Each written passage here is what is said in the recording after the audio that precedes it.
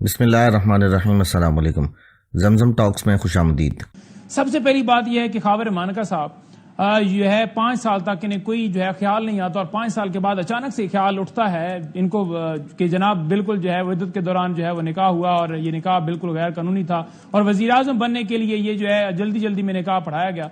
پہلا سوال یہ ہے کہ وزیر اعظم جو ہے خان صاحب بنے تھے 2018 میں، کہیں 8ویں مہینے کے اندر جا کے، اور یہ نکاح کی بات ہو رہی ہے یکم پہلے مہینے کی، یا اس سے جو پچھلا سال تھا اس کی بات ہو رہی ہے۔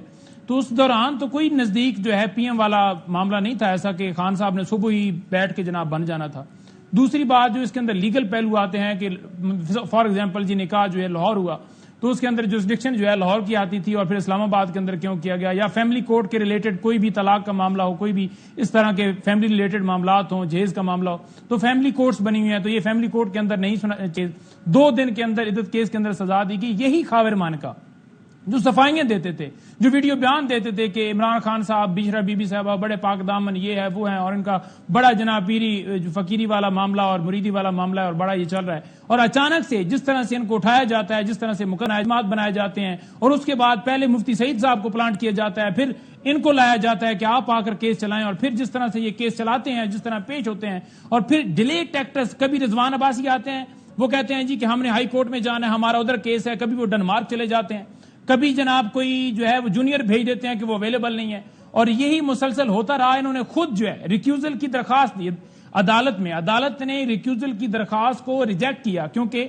جب آپ کسی جج کے اوپر عدم اعتماد کرتے ہیں تو آپ کو بتانا پڑتا ہے کہ اس وجہ سے، جیسے ابھی یہ بتا رہے ہیں کہ سوشل میڈیا کے اوپر، اخبارات کے اندر، ڈان کے اندر ہم نے دیکھا کہ جناب اس جگہ کے اوپر پوسٹیں لگی ہیں، تو ہمیں لگا کہ فیصلہ ٹھیک نہیں آنے والا۔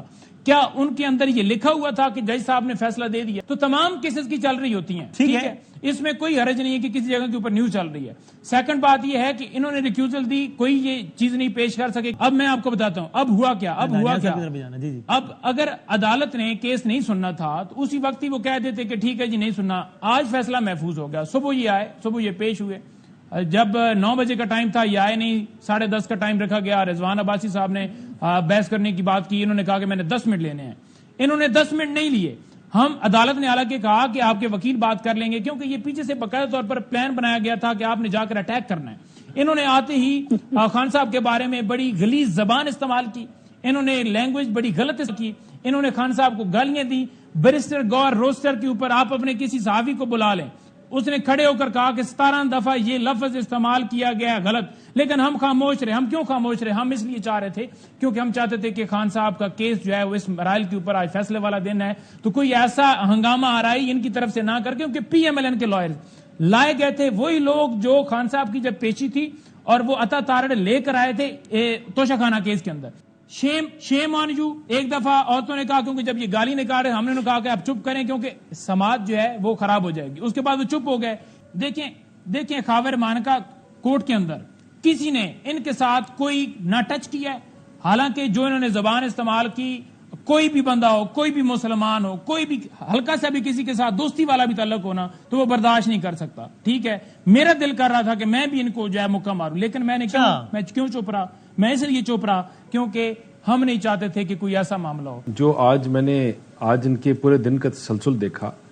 یہ آپ نے ایک چیز ہمیشہ ہم نے دیکھی ہے کہ جو بھی چیز ہو یا جو بھی ایکشن ہو اس میں کامن ڈینومینیٹر دیکھو۔ کامن ڈینومینیٹر یہ ہے کہ ان کا ایکٹ آپ اس دن سے دیکھیں جس دن سے انہیں حکومت لی، وہ ایکٹ کامن ڈینومینیٹر یہ ہے کہ یہ بدماشی کے ساتھ، زور کے ساتھ، زبردستی کے ساتھ، بری زبان کے ساتھ، گالی گلوچ کے ساتھ اس سے کام چلاتے ہیں۔ یہ جب بھی ان کی بات نہیں چلی تو انہوں نے بل اٹھائے اور کہا سول نافرمانی کرو، جب بھی ان کی بات نہیں چلی تو انہوں نے آگ لگائی، جب بھی ان کی بات نہیں چلی تو انہوں نے کہا کنٹینر کے اوپر کھڑے ہو جاؤ، جب ان کی بات نہیں چلی تو انہوں نے کہا کہ اپنا سپہ سالار، اپنی افواج، اپنی آرمی چیف کے خلاف پروسیشن کرو، ان کے خلاف ان کی جلاؤ گراؤ، بری زبان استعمال کرو امریکہ میں IMF کی بلڈنگز کے بعد۔ ان کی پھر بھی نہیں چلی تو انہوں نے شیخ مجیب الرحمان کے تانے دینے شروع کر دیے اور کہا کہ ہم وہ کریں گے جو 1971 میں ہوا۔ انہوں نے کہا کہ ہم اسی طرح کریں گے جو 1971 میں ان کے ساتھ کیا گیا۔ انہوں نے اپنی تقریروں میں بولا۔